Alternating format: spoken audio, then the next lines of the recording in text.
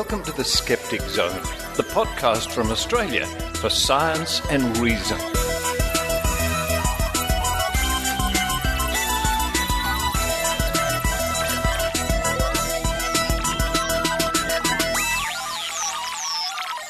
Hello and welcome to the Skeptic Zone, episode number 381 for the 7th of February 2016. Richard Saunders here with you from Sydney, Australia. Coming up on this week's show, what a treat, what a special treat. My old friend Dr. Phil PlaitWe, known as the Bad Astronomer.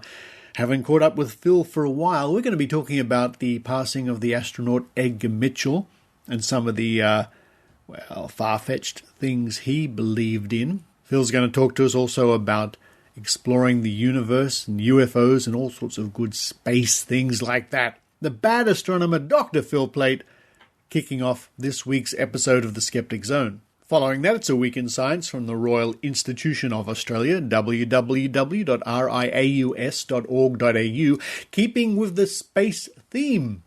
They're going to be talking about the roundness of planet Earth.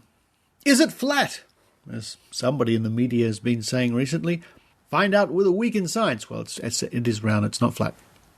Just thought I'd let you know.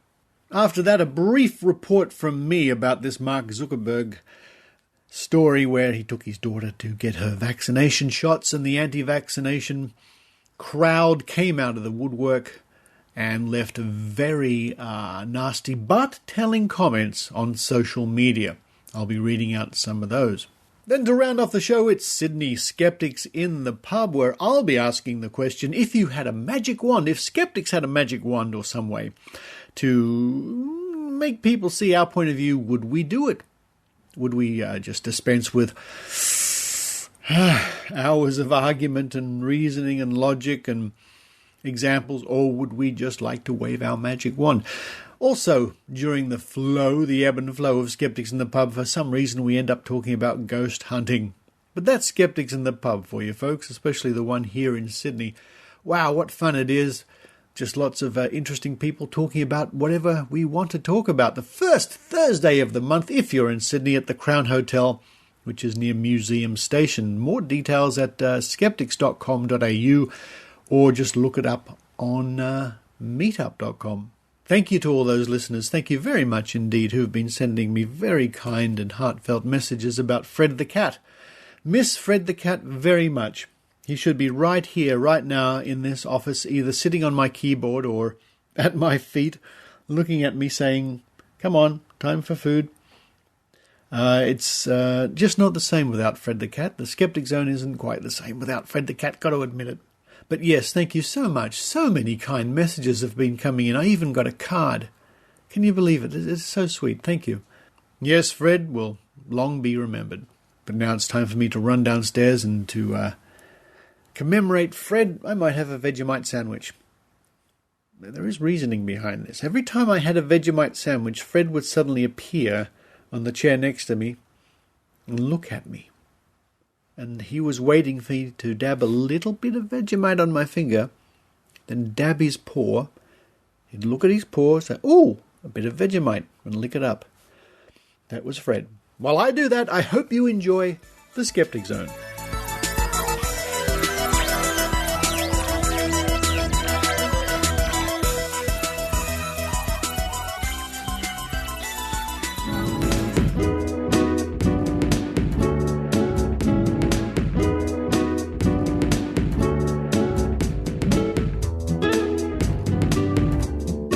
Joining me now on the line from, sort of outside Boulder, Colorado, in the countryside there with a few goats and things floating about. It's my old friend Dr. Phil PlaitWe, otherwise known, and I think you're still known as the Bad Astronomer. Hello, Phil.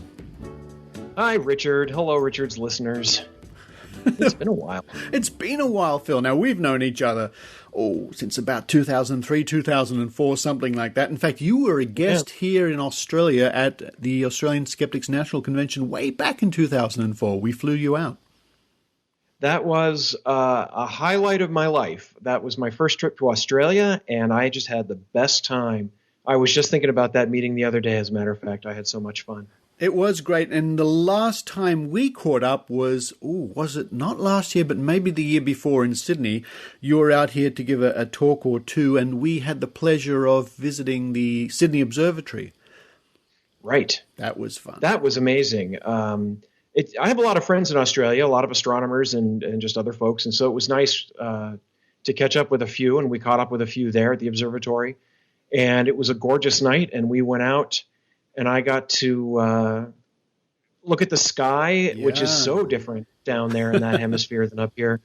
And if you remember looking through the telescope at, Eta Carinae and all these different objects. Eta Carinae is a star on the verge of exploding, famous Hubble picture of that. And I've seen a million pictures of all these objects, but to actually stand at the eyepiece and see them, that was pretty cool. That was cool, and it's one of the great advantages of knowing someone like you, Phil. If we turn up at the observatory, we often get a special pass to see areas where normal humans don't get to go. Now, Phil, yeah, that's true. All those years ago, of course, you were famous, and I first heard about you because of Bad Astronomy and your writings, especially on the so-called moon landing hoax. And things like the face on Mars and things like that. And I was just thinking the other day when we'll get to this topic soon, the passing of the astronaut Edgar Mitchelll, that this is one thorn in our side that's more or less gone away. You hardly ever hear about the moon landing hoax anymore. Are you responsible for that? I take full credit, yes. We all played our parts, everybody who stood up and said, listen, this idea is ridiculous. Of course, we went to the moon, and here's why. Yeah. And here's where the arguments are wrong from the people who believe the landings were faked. And back in around the time you and I first met in the early 2000s, the web was young and new. All the electrons were still shiny and undented. But back then, I actually wrote up a web page about this because Fox TV had aired a special called Conspiracy Theory, Did We Land on the Moon? And if they had just said yes, it would have been a very short TV show. But they put out all these ridiculous claims, and I wound up writing about it. And when I went to Australia, I gave several talks about that. It was so much fun, especially at the Parkes Radio Observatory. And at Parkes, they're very proud of their involvement with the Apollo missions. So that was a real treat to go there. But yeah, over the years, like most silly conspiracy theories that are very specific, at least, it's kind of died off. And most of the hardcore people are still around, but the sort of the hangers-on, the people that might just kind of sort of believe it and talk about it, have kind of died off, I think. And there are still a few really strongly opinionated people out there, but their audience has basically disappeared. Yeah, and things like new high-resolution photographs of the landing sites came our way some years ago now. And there were even the Mythbusters got into the act, and they had a special all about some of the moon landing conspiracies. But I remember the talks you gave in that era were fascinating. And I learned a lot from those talks because I was able then to engage with other people who said, how can you explain the two shadows or the no shadows or I'm sorry, not the two shadows, the shadows at different angles and all this sort of stuff. Right, they're not parallel. They're not parallel, and how do you explain this, that, and the other? Well, your talk did exactly that. And at the time, I think it was the perfect skeptical investigation of an issue.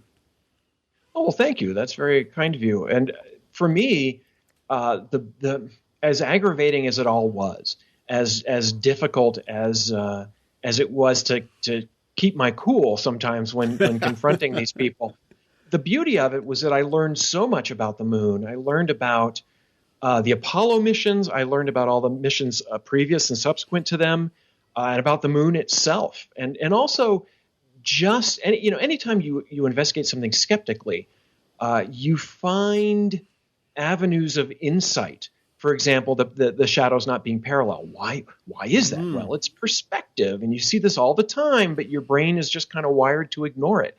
And then when you see it, it's like opening your eyes for the first time. And so, for me, it was lovely. It was just a new way of investigating the world and learning how to dig down into a conspiracy theory into pseudoscience and figure out how to disrupt it.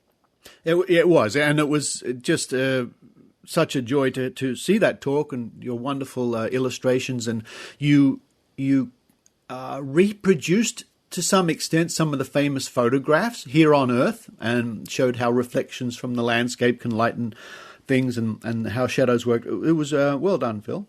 Top marks. Well, thank you. It was fun to put it together. Yeah. Now, talking about Apollo, let's get back to the recent passing of astronaut Edgar Mitchell. Now, I've been reading a lot of comments about him lately over the last day. The news has only really just come out that he passed away. He was on Apollo 14. He was one of the men who walked on the moon. But he's quite a double-edged sword, because he's also known for his, what shall we say, somewhat far-fetched conspiracy theories, belief in aliens. And he was famous for conducting unofficial ESP tests from orbit.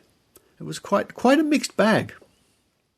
Yeah, it's an interesting topic. You know, we all have these contradictory beliefs, and hopefully when they're shown to us, and you say, you believe this, but you also believe this, and then you look at them and go, oh yeah, one of these must be wrong. That happens, but sometimes it doesn't, and sometimes you can really dig in, and that can happen to anybody. And it certainly happened in Mitchell's case. Here's a man who walked on the moon. He was the 6th human being to walk on the moon. And look, you know, let's be clear. For me, ESP is a scientific hypothesis. You have some scattered evidence which indicates that perhaps people can communicate telepathically, or you can move things with your mind, or something like that. That's a perfectly acceptable scientific hypothesis, say, someplace to start. But then that's the place to start. You have to test it. And back at Apollo 14, which was in the early 1970s, that was a time when it was sort of really popular. All this ESP absolutely, stuff. yes. That was the time of Uri Geller and all that sort of stuff. Oh, exactly. And people were testing it, but the tests were terrible. And as far as I'm concerned, you know, you can say when you're testing a scientific hypothesis, you say, listen, I can hold up a card and there's somebody across the room and maybe they can tell what card I'm holding up because we're communicating telepathically. And if it doesn't work, you can say, well, maybe it didn't work because there are too many other people around interfering with the signal. So, hey, you know what? A good control experiment would be to take a human being and put them 100,000 miles away from the Earth, right? Yeah. So you know, in effect, the idea of testing this idea of telepathically communicating with people through ESP and doing that on board an Apollo capsule on the way to and from the moon, that's a great idea. I kind of like it. I can imagine NASA with their knickers in a twist back then. Yes. They were so straight-laced. But still, it's not a bad idea. From what I've read and what I've heard, now Edgar Mitchell did this. He got together with some people and they worked this out. James Oberg, who is a space historian and has written about many of these things, has said that in fact Mitchell's tests weren't very good. They weren't controlled very carefully, and so they really didn't wind up showing much. And he claimed, I think, that there was a 25% hit rate, but that this was, you know, that basically 25% of the guesses were accurate, way more than you'd expect from random chance. But according to Oberg, this claim is probably exaggerated, that the tests weren't as carefully controlled as they should have been. Yeah. Well, but I take your point that why not? And especially in that day and age in the early 70s where there was almost a broad acceptance that these things were real. It's strange to... I mean, I was only a very little kid at the time, but even I remember that feeling. The press was certainly... That's how they treated things. Scientists were investigating it. So from that point of view, actually, I sort of tend to agree with what you're saying. Well, why not? But in more recent times, I guess he's been more known for his conspiracy theories regarding friendly aliens or aliens looking at our military processes or things like that. And it strikes me as quite interesting. And I wonder how some of the conspiracy theories treated him, because there'd be a mindset of people who didn't believe that people went to the moon, but were quite happy to believe that Edgar Mitchell says there were aliens watching us. Yeah, there's a lot of interesting internal contradictions here. For example, I wrote about Edgar Mitchell this week, shortly after he died. I met him at a meeting a few years ago, right, and chatted with him briefly about the moon hoax. Most of the Apollo astronauts don't like talking about it because they're sick of it, and it makes them angry. You know, you've dedicated your life to this incredible achievement that's one of the greatest things humans have ever done, and some gullah comes along, thank you very much, and says, I don't believe you walked on the moon. And so he was very clear about this, that was all nonsense. And mind you, the moon hoax idea is based on this idea that NASA faked the moon landings. There's a huge conspiracy that NASA did it. On the other hand, when you got UFOs, and Ed Mitchell was very clear about this, he felt that NASA was covering up the evidence of alien spaceships and that aliens were coming and doing all this. But in fact, I mean, we know, we've all seen the evidence, and the evidence is very poor. The more you look at the evidence of flying saucers landing, the more you find that they're just misinterpretations or whatever, exaggerations over time. And 40 years ago, whatever, when we didn't have digital cameras, we didn't have the internet, yeah, sure, it was much easier to believe in that kind of thing. But the longer we have everybody on Earth walking around with a camera and still not seeing good evidence of this, the less likely it is for me to want to think that this is the stuff that's happening. Yeah. The only way you can believe this is happening is if there is some sort of cover-up where these aliens aren't coming that often so that people don't see them, but the military and NASA and government knows about them, is covering them up. But I still just don't see that. I don't see the evidence. I don't see the reasoning behind it. It's kind of it's in sort of a logical cul-de-sac. It's removed itself from evidence and fact finding, and I just don't buy into it anymore. But it's fascinating that somebody like Edgar Mitchell could believe it when he would discount other NASA conspiracies like the moon landing. Absolutely, yes. There's separate compartments in the brain for things like that. Well, yes. Well, we're of course sad to see another Apollo astronaut no longer with us, and we keep wondering as what did at the end of the movie Apollo 13, Tom Hanks said, and we wonder when we'll go back. Words to that effect. Yeah, it's that's a whole thing. It's a long it's a long interval, isn't it? Yeah, we've had 12 humans walk on the moon. Mitchell was the 6th. 7 of these Apollo astronauts are still alive. I'm not sure how old the youngest one is, but they're well into their 70s. And it's going to be years before we can put human beings on the moon again, but maybe not too many years. I think that between NASA, SpaceX, the Chinese, certainly the Chinese have talked about this. The Russians, and I don't know if I can ever trust the Russian space program. They say things and do things and then drop it. So who knows? But the Russians have claimed they want to go back. We could put people on the moon probably within 10 years if we wanted to do it in a hurry. If we want to do it right, it would probably take a little bit more, where you build a sustainable base. You don't just go there, plant your flag, come home. You go there and plant a building, a base where people can go. I would love to see some Apollo astronauts be able to witness that, to be able to witness a young man or woman stepping foot on the moon and saying, we do this to provide continuity in our exploration of outer space. Yeah, that would be something. And I hope I live to see that too, because I saw the first one.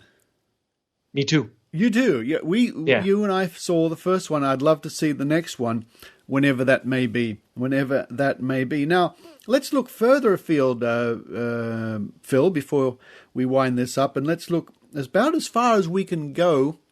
Well, recently anyway, which was Pluto, and how exciting was that encounter last year? What do you mean? Yeah. What do you mean? Yeah. If it were a planet, it would have been more exciting. Pluto was amazing. That I don't think anybody was expecting Pluto to be so bizarre. Isn't it? Yeah. And you can look at the planets in the solar system, and they all have a lot of diversity. Even though maybe at first glance you look at Mars and you think, well, it's just red and dusty. And it's like, well, no, in fact, it's got volcanoes and basins and dunes, sand dunes on it. And every planet's like that. Even Mercury has a little bit of diversity, not much, but some. But, Pluto is going to be an ice ball that formed a long time ago and has been relatively unmodified for billions of years. And then we get there and it turns out it's crazy. It's got mountains of water ice and plains that look like they were basins, basically like ocean beds, but they're filled with frozen nitrogen.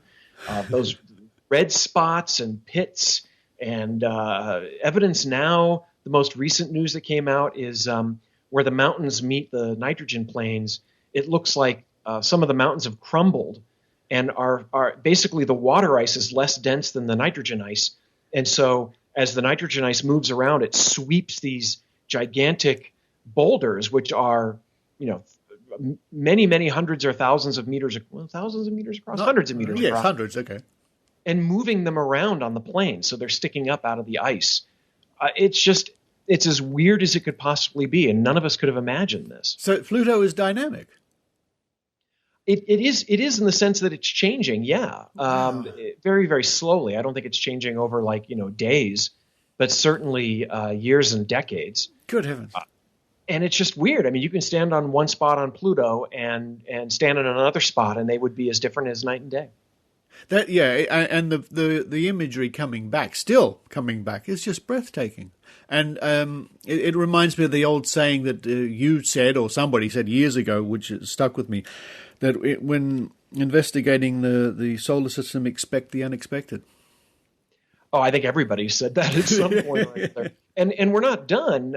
There's another object about 1 billion kilometers out past Pluto that they're going to pass by what's called a Kuiper Belt object, basically a giant icy chunk that Pluto is sort of kind of related to. It's like one of the biggest ones of these things. Yeah. This one's going to be much smaller. But we've never seen one of these that far out up close. And it's New Horizons, the spacecraft, is going to pass very close to this object if they get everything right. Really? And there's no reason to expect they won't. So, we're not done. That's not going to be for 3 years. But 3 years. I was wondering what the time scale was. 3 years. Because I understood that space is big. The space is big. I understood from doing a little bit of research on New Horizons that it's traveling at tremendous speed. And in fact, if I'm right, once it left the Earth, it passed the Moon in record time. It was traveling so quickly. I think so, yeah. Basically, they made the lightest possible spacecraft they could and launched it on a rocket that could give it the biggest kick it could. And even then, they picked up a little bit of a boost from Jupiter, which shaved, I think, a year or two off of the trip. Wow. And it was 9.5 years to get from here to Pluto, because that's how far away Pluto is. Yeah. And it's currently moving, I think, from Earth 14 kilometers per second. Wow. So, that and a rifle bullet's only about 1 kilometer per second. So that it's really moving. That's incredible. And it reminds me again of getting back to UFOs and aliens visiting and things like that. Is one of the arguments is people generally don't have a true understanding of the scale of space. And if there is another civilization within anywhere near us at all, it's still going to be a long way away. Right. The other thing about aliens, too, is that you have to make so many assumptions for them to exist and be coming here. And you really can't get around that they'd have to travel faster than light, because 100 light years is your next door neighbor as far as the galaxy is concerned. Yeah. But at the speed of light, that takes a century to get here. Yeah. So, they're long-lived and they can travel very rapidly, or they live as long as we do, but they can travel faster than light. But as far as we know, you can't travel faster than light. So again, you're making assumption layered on assumption, and each one kind of defies the laws of physics. So at some point, I'm like, you know what? If you want me to believe in this, you have to show me Klaatu's spaceship landing in Washington, D.C. I just watched that movie again. Dave Here Stood Still. Such a great movie. The original. Good, yes. Yeah, from 1951. And that's what I need. And I think that's not too much to ask. It's not too much. No.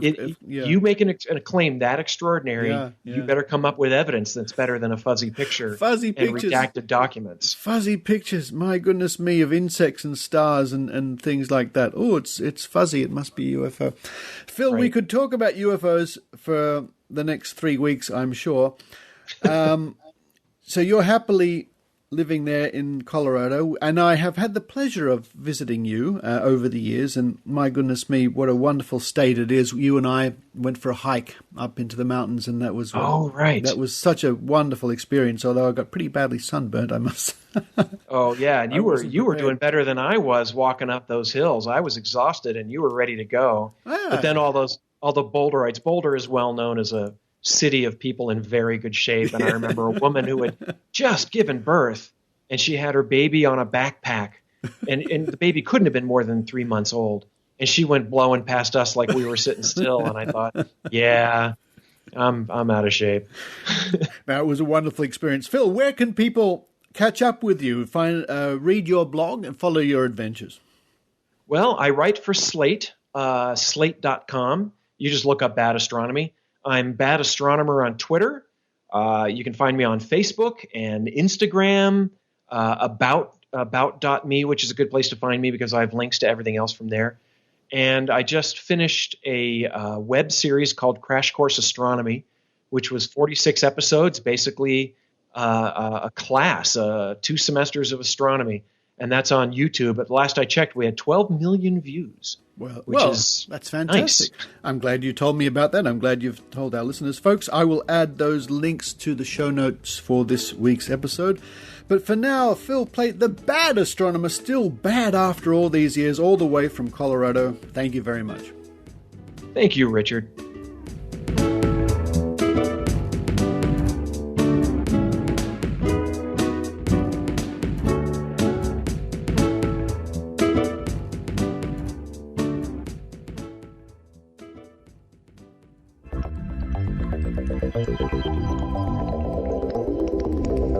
Well, there's no danger of falling off the edge of the Earth, but is that thanks to the roundness of our home planet? Well, not quite.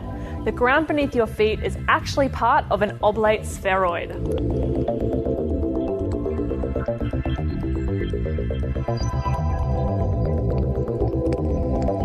So, what's an oblate spheroid?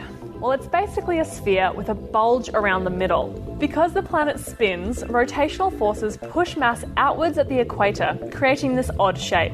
In fact, if you measure the Earth across the poles, you'll find that it's 12,713.6 kilometres. Then, if you measure the Earth across the equator, you'll get 12,756.2 kilometres. That's a difference of 42.6 kilometres. Scientists can keep track of the Earth's shape by using GPS sensors, satellite laser ranging, and very long baseline interferometry. Basically a bunch of different ways of monitoring the position of ground stations. And of course, how can the Earth be round when it's covered in mountains and valleys? The highest point above sea level, Mount Everest, reaches 8,848 metres.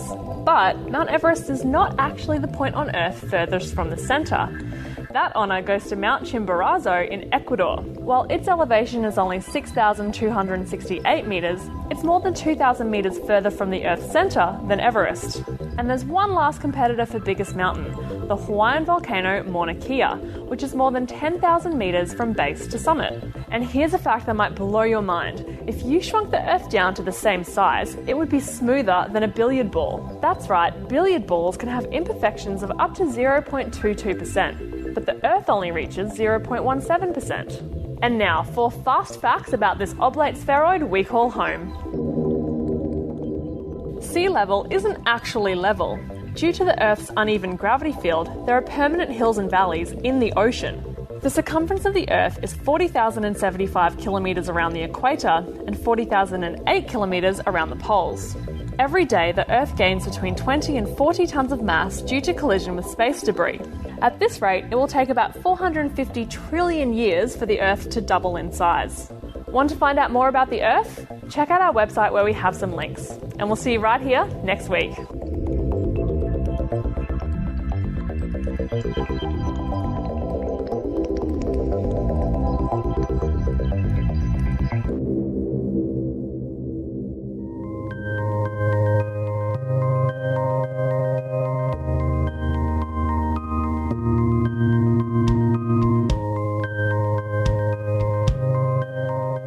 Dr. Harriet Hall, MD, known to thousands as the Skepdoc, a retired family physician and former Air Force flight surgeon. She writes about medicine, so-called complementary and alternative medicine, science, quackery, and critical thinking. Harriet now has a free course, a series of 10 video lectures on science-based medicine and alternative medicine. The videos and an accompanying course guide can be found by following the link at skepdoc.info or by visiting web.randy.org/educational-modules.html. Topics covered in the series are science-based medicine versus evidence-based medicine, what is CAM, chiropractic, acupuncture, homeopathy, naturopathy and herbal medicine, energy medicine, miscellaneous alternatives, pitfalls in research, and science-based medicine in the media and politics. Harriet covers each topic in a matter-of-fact, no-nonsense way that's sure to educate and entertain. Skepdoc.info.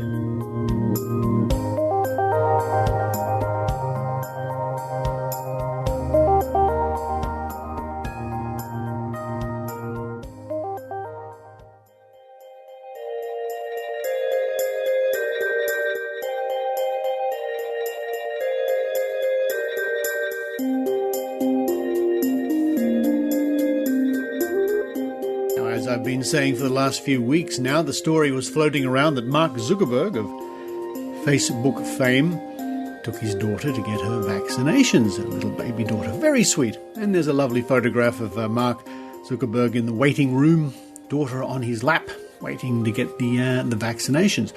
Well, this sent the anti-vaccination people, well, you can use your own term here, I'll use the word people for the moment, into a frenzy. Absolutely. And the conspiracy theories and the whingers and the whiners and the quite frankly very nasty people came out of the woodwork. Here's some of the comments posted on Twitter and Facebook. I feel sorry for his kid being hit up with toxins because daddy and mommy think they are too smart. Another comment. I hope your kid dies, so you will wake up and stop being a CIA puppet, you piece of ugly dog. Another comment. Ooh, that's good. B already has clothes for the baby in the autism colours. That just might come in handy one day. Love heart. Another comment. Hope the shots kill his baby. Maybe then the stupid little Jew will wake up. It gets charming, doesn't it? Here's one. It'll be ironic if his kid ends up with autism, epilepsy, childhood cancer, autoimmune disorder, or whatever else can't possibly be related. Another comment. Poor child has to grow up with ignorant parents. Another comment.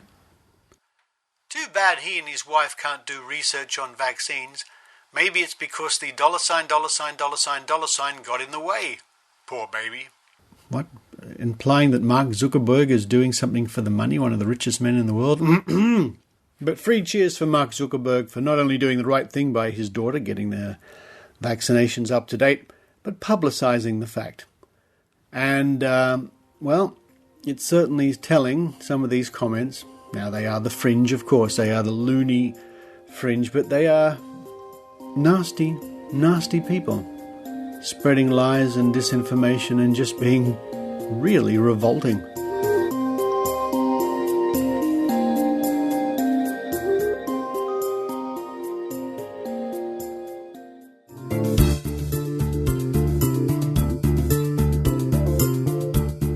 G'day, this is Dr. Karl Kruszelnicki, proud to be a skeptic, and you can find out more about me at drkarl.com and get lots of free stuff there as well.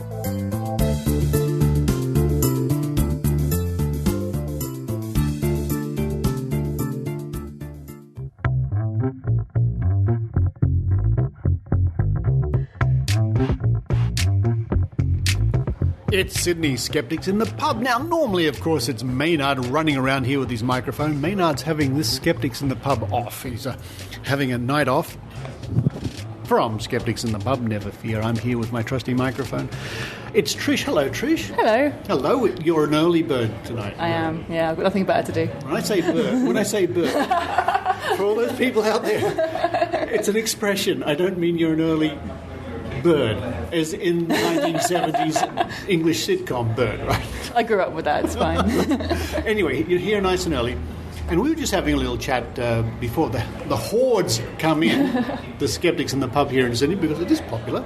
And tonight is going to be an interesting talk, as they always are.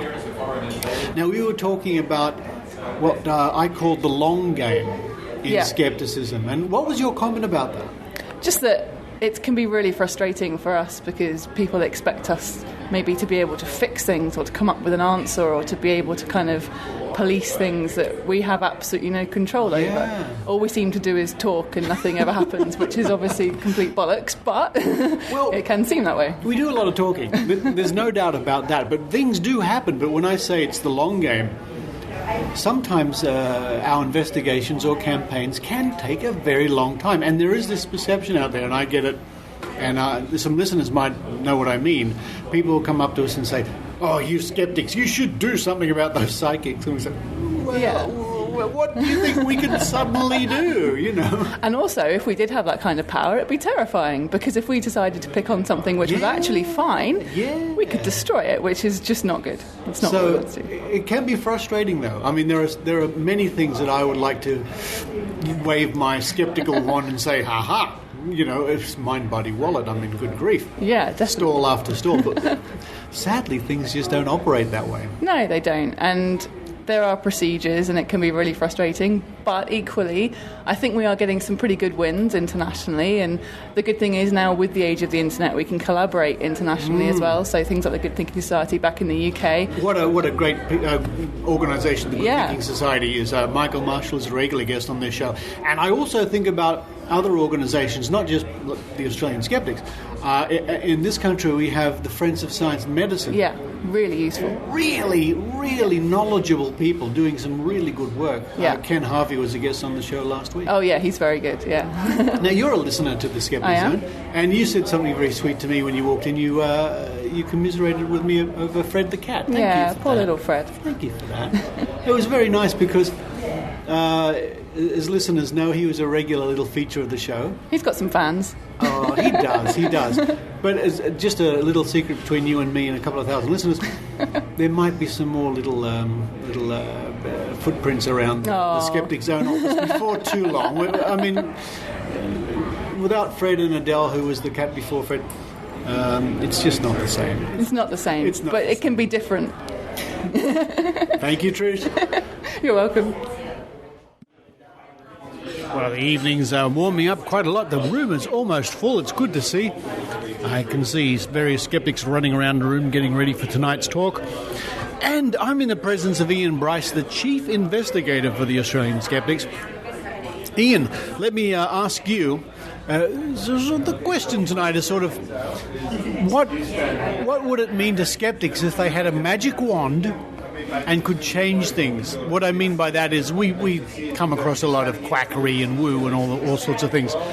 And a lot of people will come to us and say, well, why don't you skeptics just do something about it, as if we could suddenly do something about it.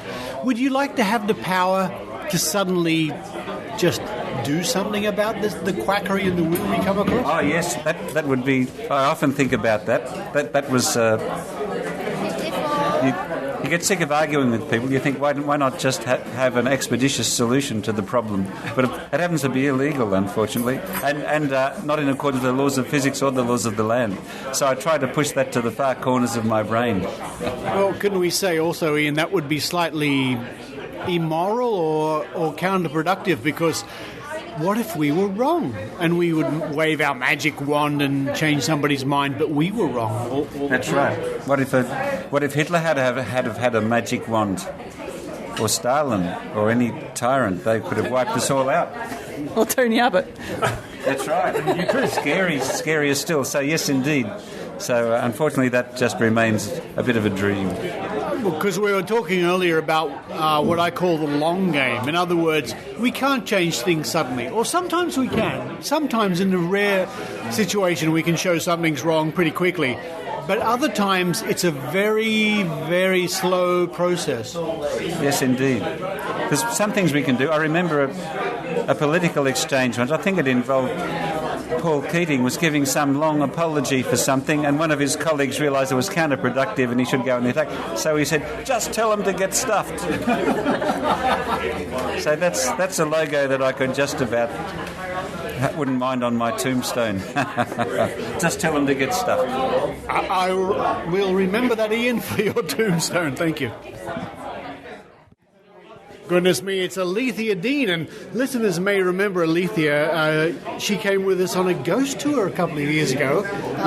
Ghosts. Yes. You and me and Maynard wandering around a ghost field, a cemetery. Yeah. How many ghosts did we see, Richard? Hard to count, isn't it? Well, zero is hard to count. Now, the question tonight I'm asking people is, if skeptics had a magic wand to fix things, we come across woo and charlatans and quacks and all sorts of things, woolly thinking, and we could say, right, bam, change your thinking. Do you think we should use it, or is it best to just do what we do? Would you like that power? Well, yes, because that's the easy way. I mean, I guess in real world, we have to employ critical thinking as our only tool. But if there is a shortcut, which is what all these magic charlatan people want, why not employ it? Surely that would be the sensible thing to do. Would you trust yourself with that power? Absolutely not. Take it away from me. I would be power hungry and irresponsible. So you're saying we should use it, but you shouldn't use it? I shouldn't use it. Absolutely not. No. And would you recommend ghost tours generally? Ghost tours, perhaps, but the ghost hunting trip that we did, possibly not. I think that's for hardcore interests only. It was fun, though, in the end, wasn't it? It was fun because we were hanging out together, but it was a lot of, like, holding a hand over a Ouija board while it didn't move. But I must admit, Alethea, I did admire your patience. You sat there, you went through the whole rigmarole, and you were very good. Yep, I had my poker face on. Let's do it again sometime.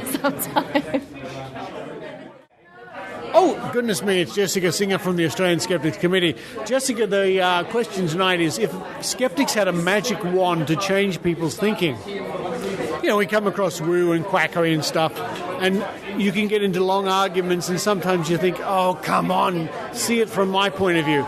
Would you be tempted to just use it? Oh, definitely. Definitely, yeah. The magic wand, that's what we need. Just to get people to think critically, question. Would you be scared of the power? Can I swear? Can I swear? Oh, yes. Okay, well, no. Oh, of course not.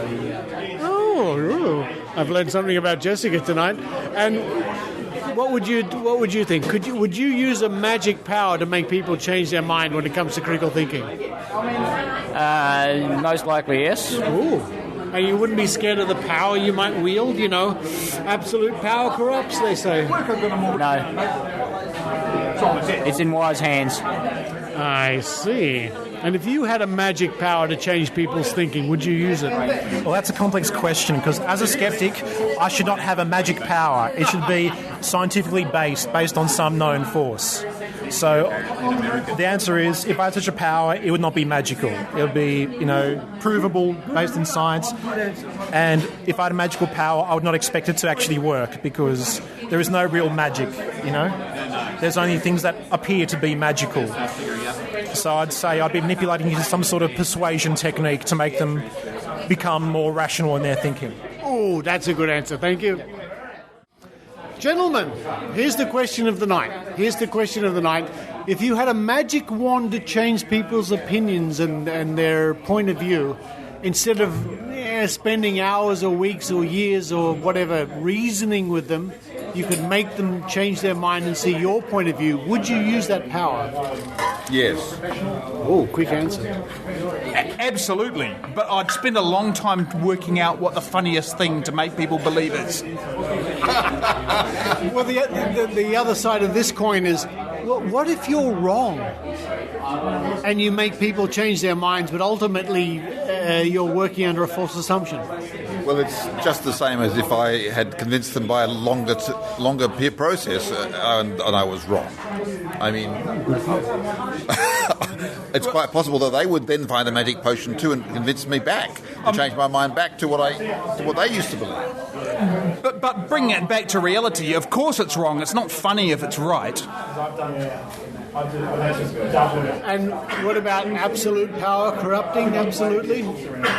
I've never believed that. I don't think you should either. If only if someone else has absolute power that it corrupts absolutely. If I have absolute power, then everything's fine. That's true. That's been well verified by experiment. All I can think of is Lord of the Rings. Lord of the Rings? I'm sitting opposite a Kiwi talking about absolute power. I have nothing more to add.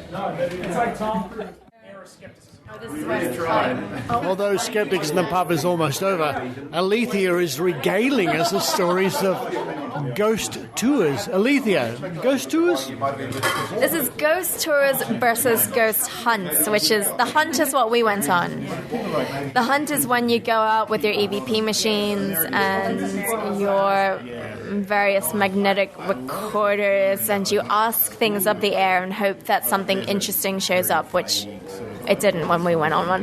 No, I must admit it did not, but it was a good experience, right? And it's a good thing for skeptics to do, is a ghost tour or a ghost hunt.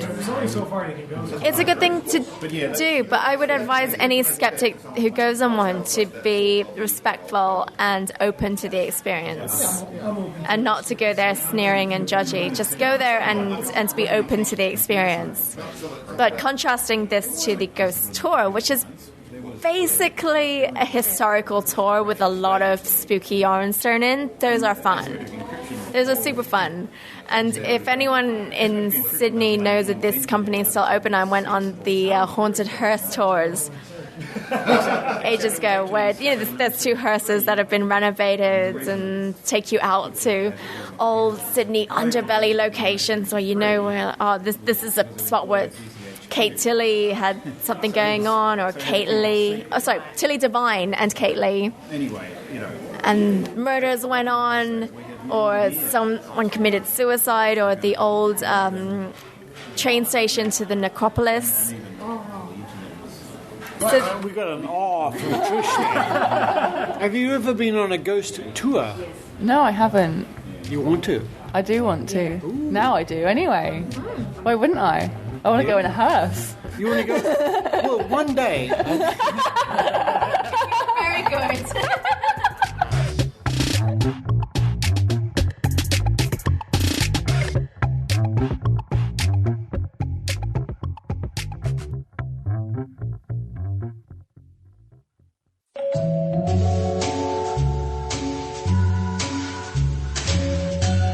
Be Reasonable is a podcast from the Merseyside Skeptic Society, hosted by Michael Marshall. In each monthly interview, we'll examine beliefs from outside of the mainstream, exploring how those views are constructed and what evidence people feel supports their case. On the latest episode, I speak with Dr Paul Byrne, a paediatrician and prominent campaigner against organ donation. You used the word market, and yes, it is market because the organ transplant industry is a multi-billion-dollar industry, and it all depends on getting healthy organs. And the only place you get healthy organs from living persons. Hear what Paul has to say, as well as downloading back issues of the show by going to merseysideskeptics.org.uk/podcasts or by searching for Be Reasonable on iTunes.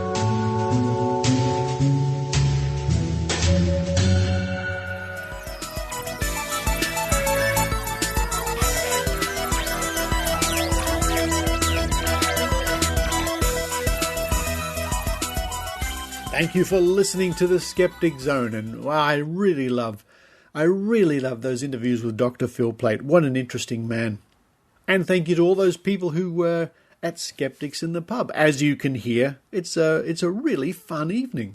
Coming up on next week's show, we have another report from the fabulous Joe Alabaster. We'll see if we can get something from Maynard. I don't know what he's up to at the moment, running around with his microphone, doing something or other. But as ever, we really don't know from week to week what skeptical story will appear. Oh, now thank you to all those people who have been leaving questions at the Patched website. PATCH''D, that's on Facebook, I should say. Patched is this little tiny device you stick on your phone. The claim is it will protect you from that naughty radiation. And as I scroll down the Patched Facebook site at the moment, a lot of it is, dare I say, fear-mongering. Stories like breast cancer in young women with prolonged contact between their breasts and cellular phones. Cell phones may damage male fertility. Israel study finds. Patched won't reduce your hay fever, but will reduce radiation. Yeah, little devices you stick on your smartphone and all sorts of claims being made. But yes, thank you to the skeptics who have been going to that site and simply asking questions about the product. How can it possibly work? And if you've got nothing else to do, I suggest you go there and read some of the comments and read the, well, rather pathetic replies from the Patched company. If you scroll down on the left, you'll see where you too can leave a comment. And if you're going to, a comment or a question, keep it polite, keep it to the point, and hammer them with science. Best thing we can do. But we'll be keeping an eye on that story over the coming months. And another thank you to the people who have been buying the pendants, the origami pendants, at Mr. Cat's online store, Mr. Cat's Origami Pendants, and all that money helps to go to support the Skeptic Zone. Well, that's enough for me for now. So for this week, this is Richard Saunders signing off from Sydney, Australia.